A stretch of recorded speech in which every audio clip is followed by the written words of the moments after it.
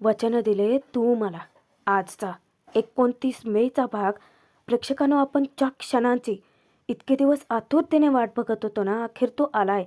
कारण आता पद्माने ऊर्जाच्या सांगण्यावरून हिमतीने विक्रांतच्या विरोधात केस नोंदवली. त्याचं खरं तर कोर्टामध्ये कौतुक केलं गेलंय. इतकंच नाही तर आपल्या ऊर्जाचं सुद्धा, की विक्रांतने तिचा 2 वेळा जीव घेण्याचा प्रयत्न केला असून सुद्धा ती पद्माला न्याय मिळवून देण्यासाठी त्याच्या समोर ढाल बनून उभी राहिली होती. आज ऊर्जाने केस जिंकलीये. तिने इतिहास तर घडवलाय. तो म्हणजे आज पहिल्यांदा आयुष्यात हर्षवर्धनला तिने हरवलंय. आजपर्यंत मी कधी हरूच शकत नाही म्हणणाऱ्या त्याच हर्षवर्धनची त्याच कोर्टात ऊर्जाने वाट लावली. आणि ज्या वेळेला आता कोर्टाने निर्णय सुनावताच सत्याचा विजय होताच ऊर्जा जिंकले खरं, पण आता भर कोर्टात सगळ्यांच्या समोर माने विक्रांतला बेड्या ठोकून घेऊन जात असताना तो ऊर्जाला धमकावत असतो. पण त्यावेळेलाच आता शौर्यने डायरेक्ट त्याचे कचांडेच पकडले आणि त्याला ना सुद्धा सरळ केलंय. पण आता हे सगळं नक्की घडतंय कसं ते पाहणंच जास्त मनोरंजक ठरणार आहे. त्यासाठी भाग शेवटपर्यंत जरूर बघा.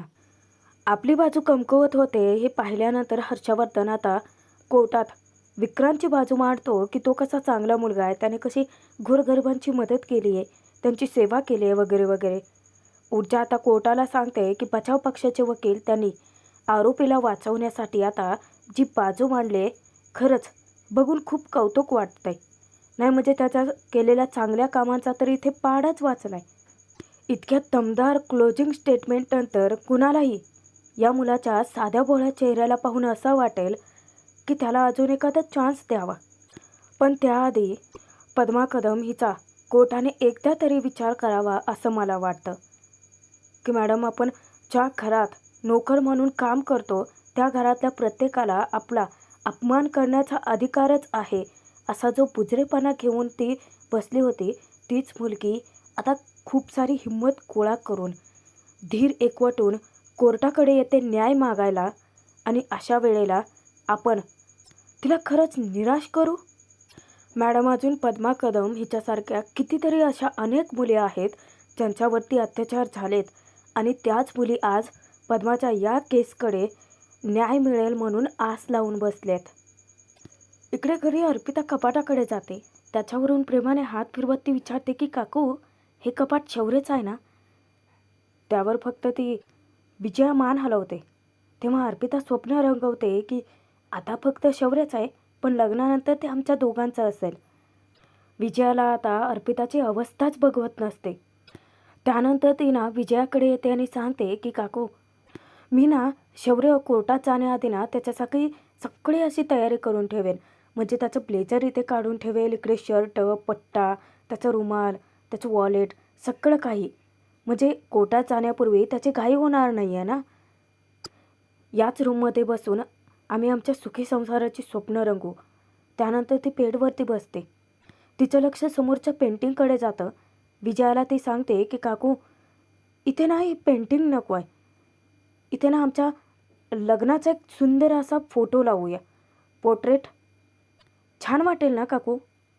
विजया फक्त तिच्या होला हो करत असते. तोंडातून चकार शब्द नाही काढत, फक्त मान डोलावते. नंतर ती एकटीच स्वतःची बडबडते की शौर्य, आता फक्त काही दिवसच, त्यानंतर आपण इथेच राहणार आहोत. आपलं एकदाचं लग्न झालं की मग आय मिस यू शौर्य. इतक्यातच आता दिव्या येते आणि विचारते की मी मिस केलं का काही.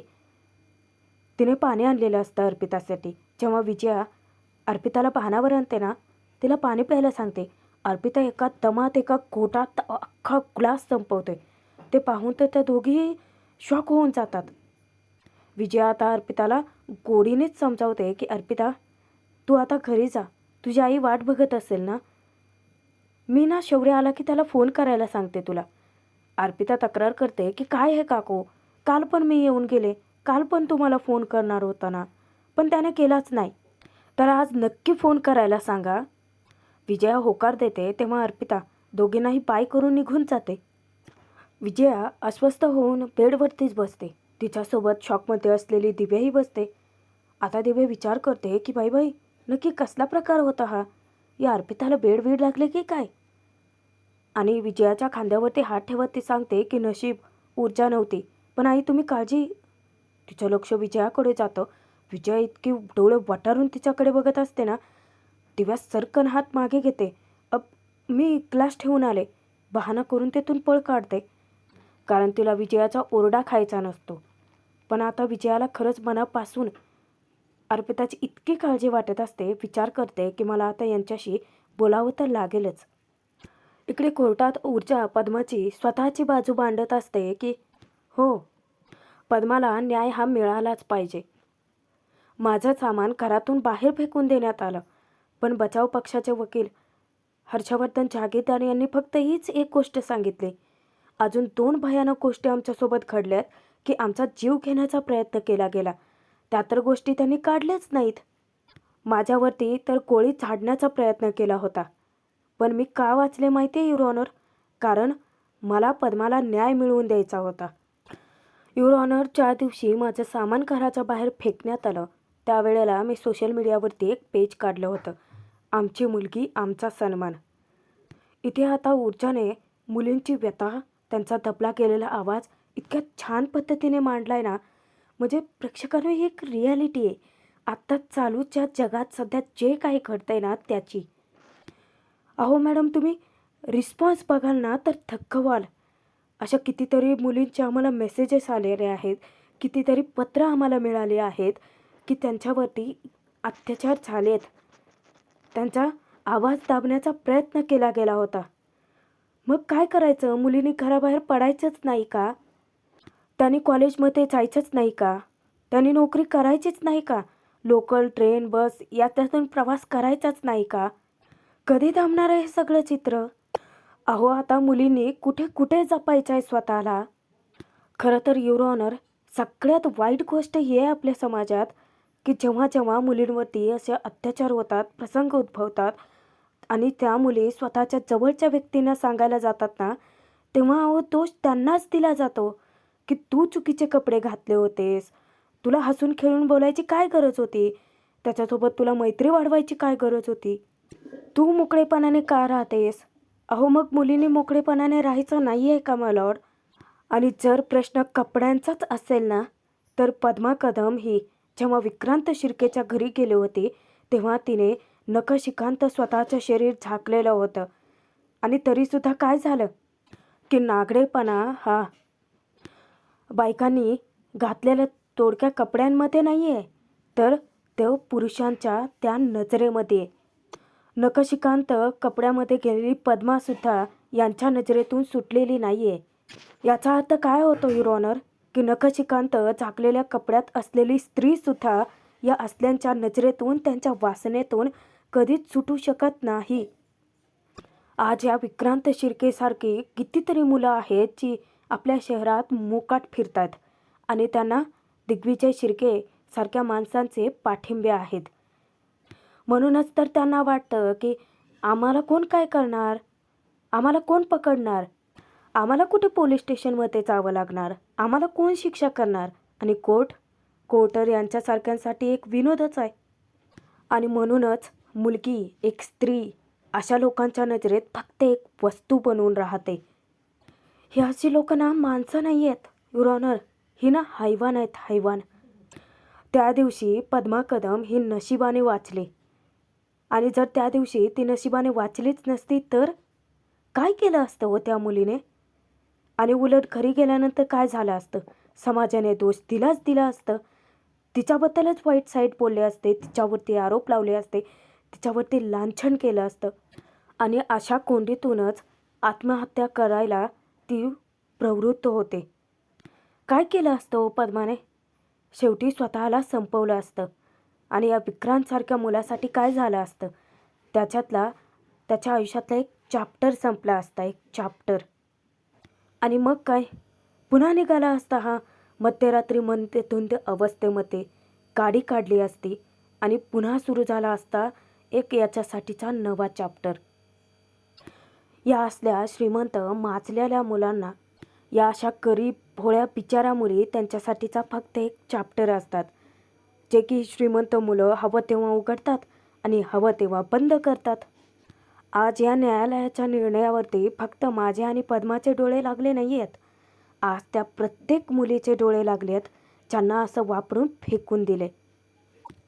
आमच्यासारख्याच कितीतरी बायकांनी आवाज उठवण्याचा प्रयत्न केला, पण त्यांचा आवाज दाबण्यात आला. कधी धमकी देऊन, कधी पैसे चारून, कधी जीवे मारून. आज अशा असंख्य मुलीच्या सोबत हे कृत्य जे घडलंय त्यांच्या पदरात फक्त आज तुम्ही न्याय टाकावा. हा न्याय त्यांच्यासाठी आहे युअर ऑनर, की ज्या आईने रात्रभर आपल्या मुलीला रडताना बघितले. हा न्याय त्या वडिलांसाठी आहे ज्यांनी आपल्या मुलीच्या चितेला अग्नी दिलाय. आज जर न्याय झाला नाही ना, तर स्त्रियांचा न्यायदेवतेवरचा पूर्ण विश्वासच उडेल. सगळ्यांनी शर्मेने मानाखाली घातलेले असतात हा, अगदी हर्षवर्धन त्या आमदाराने सुद्धा. आणि हे जे सगळं ऊर्जा बोलली ना, ती आपल्या समाजाची आजची खरी रियालिटी आहे. आपण अशा अनेक कितीतरी घटना बघतोय प्रेक्षकांनो. या अशा प्रसंगामध्ये प्रेक्षकांनो आपण आजपर्यंतही बघितल्यात अशा घटना की नाबालिकच नाही तर 2-2, 3-3 वर्षाचे लहान लेकरंसुद्धा अडकले आहेत. आणि ऊर्जाने त्या सगळ्यांची व्यथा इतक्या छान पद्धतीने मांडली.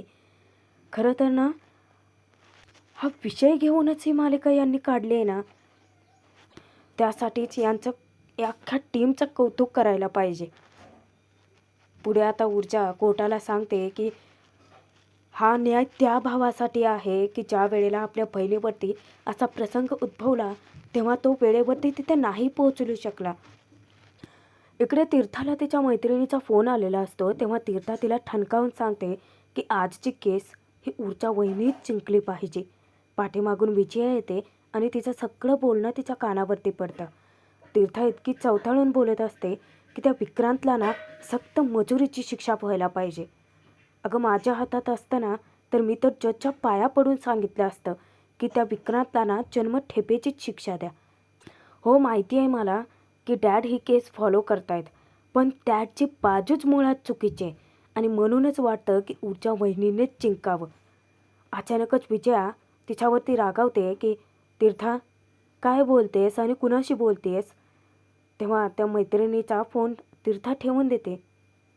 विजयाला ती सांगते की मॉम, अगं आजची ही केस आहे ना, माझे सगळे फ्रेंड्स फॉलो करतायत आणि आम्ही सगळेजण आज या रिझल्टची आस लावून बसतोय. मला तर असं वाटतं की आज फायनल रिझल्ट काय तो कळावाच. डोळ्यावरती झापडं लावून ठेवलेली या विजयाची आता तिचीच मुलगी तीर्था अशी काही कान उघडणी करते ना.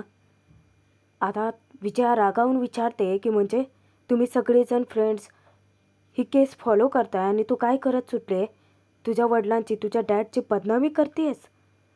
त्यावर आता तीर्था सांगते की मॉम प्लीज, तुलाही माहिती आहे की विक्रांत काय निर्दोष नाही आहे. अगं त्याने पद्मासारख्या गरीब मुलीवरती वाईट नजर टाकली. तुलाही माहिती आहे की तो किती घाणेरड्या विचारांचा मुलगा आहे. एकीकडे माझ्याशी गुलुगुलू बोलत राहिला आणि दुसरीकडे पद्मासोबत हे असं घाणेरडं कृत्य केलं. आणि असं असताना सुद्धा डॅड त्याच्या बाजूने केस का लढतायत. त्यावर विजया म्हणते की ठीक आहे, हे सगळं जाऊ देत, हे सगळं कबूल आहे मला. म्हणून काय तू आता जगाला ओरडून सांगणार आहेस का की तू ऊर्जाच्या बाजूने आहेस म्हणून. त्या मुलीमुळे आपल्या घरात काय काय घडलंय माहिती आहे ना तुला. तीर्था एकच सांगते की तिच्यामुळे माझा जीव वाचलाय, माझं आयुष्य वाचलंय. अगं तिने त्या विक्रांतच्या विरोधात मॉम केसच फाईल केली नसती तर आजपर्यंत आपल्याला कळलं नसतं तो विक्रांत किती घाणेरडा माणूस आहे ते. त्यावर आता विजया तीर्थासोबत वाद घालते की सगळं श्रेय काय तिला देत बसायची गरज नाही आहे, कळलं ना. तुझे आईबाप अजून जिवंत आहेत तुझा विचार करायला. पण तीर्था आता विजयाला असं काही झापते ना की मॉम अगं काय फरक पडतो. तुम्हाला तर फक्त तुमच्या सोशल स्टेटसची पडली आहे ना. डॅड तर त्या घाणेरड्या मुलाच्या बाजूनेच केस लढतायत. त्यावर आता विजया तिच्यावरती आवाज चढवते की तीर्था, तोंडाला वाटेल ते येईल ते बोलू नकोस. तीर्था आता जाब विचारते की मॉम, काल मी तुला सांगितलं होतं की तो विक्रांत मला अजूनही सतत मेसेजेस करतो. काय केलंस का तू त्याच्यावरती. मला फक्त इतकंच म्हणाले की काळजी करू नको, मी बघून घेईन. पण त्यानंतर तू काय केलं? माझ्यासाठी तू काहीच केलं नाहीत. मॉम डॅड, तुम्ही का फर्मली सांगत नाहीत त्या विक्रांतच्या वडिलांना की आमच्या मुलीचं लग्न आम्ही तुमच्या त्या घाणेरड्या मुलासोबत लावून देऊ शकत नाही.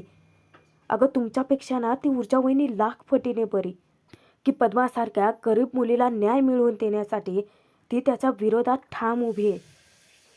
आज ऊर्जा वहिनी जी केस लढते ना, त्याने इतर कितीतरी अन्याय झालेल्या मुलींना न्याय मिळू शकतो, त्यांना प्रेरणा मिळू शकते. आणि म्हणूनच मला हे सांगताना मॉम जराही लाज वाटत नाही की I am proud of her. अभिमान वाटतो मला तिचा. मॉम, मी तुलाच काय घरात ओरडून ओरडून सांगू शकते की माझा सपोर्ट ऊर्जा वहिनीलाच आहे आणि ही केस तीच जिंकणार. आता विजयाच्या पायाखालची जमीन सरकते. इकडे कोर्टामध्ये ऊर्जा पद्माची बाजू मांडते आणि तिथे ओरडून ओरडून न्याय मागत असते की युअर ऑनर, आज तुम्ही अख्ख्या जगाला दाखवून द्या, या विक्रांत शिर्केला आरोपी म्हणून घोषित करा आणि दाखवून द्या की या श्रीमंत माजलेल्या मुलांसाठी गरीब रस्त्यावरची मुलगी ती त्यांची इस्टेट नाही आहे. सांगा त्यांना की ती मुलगी तुमची प्रॉपर्टी नाही आहे. गुन्हा हा गुन्हा असतो, मग तुम्ही गरीब असा किंवा श्रीमंत. गुन्हा करणाऱ्या प्रत्येक माणसाला शिक्षा ही होणारच. आज बाहेर आस लावून बसलेल्या त्या प्रत्येकाला तुम्ही दाखवून द्या युअर ऑनर की न्यायदेवता ही आंधळी नाही आहे, तर ती टोळच आहे. न्याय मागण्यासाठी दरवाजा ठोठावणाऱ्या प्रत्येकाला तो न्याय मिळतोच आणि विजय हा नेहमी सत्याचाच होतो. ऊर्जाचा आर्ग्युमेंट संपता क्षणी अख्खं कोर्ट तिच्यासाठी टाळ्या वाजवायला लागतं, तेही अभिमानाने. शौर्यला तर इतका अभिमान वाटत असतो ऊर्जाचा की तो स्वतः उठून तिच्यासाठी टाळ्या वाजवत असतो. एवढंच काय तर हर्षवर्धन शेजारी बसलेला आदित्यसुद्धा तिच्यासाठी टाळ्या वाजवतो. पद्मा उभी राहते, हात जोडून ऊर्जाला थँक्यू बोलते आणि तीसुद्धा तिच्यासाठी अभिमानाने टाळ्या वाजवते. कारण आता पद्माची बाजू तिने कोर्टात इतकी व्यवस्थित मांडलेली असते ना. तिथे आता युअर ऑनर सगळ्यांना सांगतात की हे बघा, प्लीज कोर्टात शांतता राखा.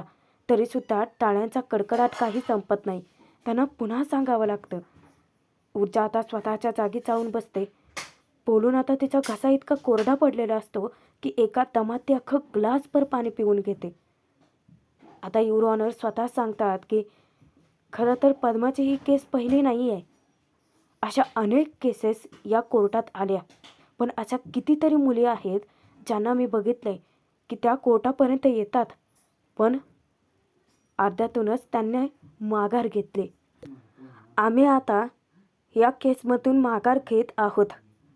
आम्हाला कुणावरतीही आरोप करायचे नाही आहेत, असं म्हणत त्यांना माघारी फिरताना मी स्वतः पाहिले. हे कोर्ट अशा मुलींना न्याय तेव्हाच देऊ शकतं जेव्हा समोर पुरावे असतील. कोर्ट कधीच चुकीचं नसतं. कोर्ट हा सगळ्यांना समान न्याय देतो, पण त्यासाठी लागतात साक्षी पुरावे. अशा कितीतरी केसेसमध्ये आम्ही स्वतः बघितलं आहे की समोरचा जो आहे तो आरोपी आहे, गुन्हेगार आहे हे माहिती असतं, तरीही आम्हाला त्याच्या बाजूने न्याय करावा लागतो. का? पुराव्यांचा अभाव. समाजातल्या अनेकांना असं वाटतं की न्यायदेवता आंधळी आहे, पण न्यायदेवता आंधळी नाही आहे. जर तुम्ही सत्य काय आहे ते न्यायदेवतेसमोर आणून उलगडलंच नाही, त्याच्या विरोधातले साक्षी पुरावे सादरच केले गेले नाहीत, तर मग न्यायदेवता तुम्हाला न्याय तरी कशी देणार? फिर्यादी पद्मा कदम, खरं तर आज मला तुमचं इतकं कौतुक करावं असं वाटतंय की तुम्ही न्याय मागण्यासाठी इथे आलात. इथला कोणीही हा विचारसुद्धा करू शकत नाही की इथपर्यंत पोहोचण्यासाठी तुम्हाला किती मोठ्या वादळातून इथपर्यंत यावं लागलं असेल. तुम्हाला किती किती अन्याय सहन करावा लागला असेल याची आम्ही कल्पनासुद्धा करू शकत नाही. पद्मा कदम, खरंच कौतुक आहे आम्हाला तुमच्या हिमतीचं. आणि त्यानंतर युअर ऑनर कौतुक करतात त्या म्हणजे आपल्या ऊर्जाचं सुद्धा, की किती तिने पोटतिडकीने कळकळीने हिमतीने सगळे पुरावे सादर केलेत. शौर्याच्या डोळ्यात सुद्धा आनंदाश्रू दाटून आलेले असतात, कारण त्यालाही तितकाच अभिमान वाटत असतो तिचा. ऊर्जाला त्या स्वतःहून सांगतात की तुमचे न्याय मिळवून देण्यासाठीची जी कळकळ आहे, धडपड आहे ना, ती कधीही शांत होऊ देऊ नका. आणि प्रेक्षकांनो, आजचा हा जबरदस्त भाग इथेच संपलाय. पण आपण ज्या क्षणांच्या आतुरतेने वाट बघत होतो ना, अखेर तो आला. कारण ऊर्जाने पद्माला न्याय मिळवून दिलाय. स्वतः कोर्टाने पद्मा ऊर्जाचा खुनाचा प्रयत्न करणाऱ्या त्या विक्रांत शिर्केला जेलमध्ये टाकले. ज्या वेळेला न्याय सुनावला जातो ना, त्यावेळेला मात्र आता इन्स्पेक्टर माने विक्रांतच्या हातात बेड्या ठोकून त्याला घेऊन जात असतातच. पण तो आता सगळ्यांच्या समोर भर कोर्टात ऊर्जाला धमकी देत असतो की माझा गेम केलास ना तू, लक्षात ठेव की तुला मी सोडणार नाही. त्यावेळेला शौर्य त्याची गचांडी पकडून त्याला धमकी देतो की लक्षात ठेव, ऊर्जा बायको आहे माझी, तिच्याबद्दल वेडवाकडं काही बोललास ना तर पोलीस स्टेशनला जाण्याचा लायकीचा बी मी ठेवणार नाही. पण मग प्रेक्षकांनो, आता सत्याचा विजय झाला आणि शेवट खूप गोड झाला या भागाचा. आणि हर्षवर्धन जो कधीच मी हार मानणार नाही, कधी हारूच शकत नाही, अशा ज्या टिमक्या मिरवत होता ना, आज सगळ्यांसमोर तोंड घशी पडलाय.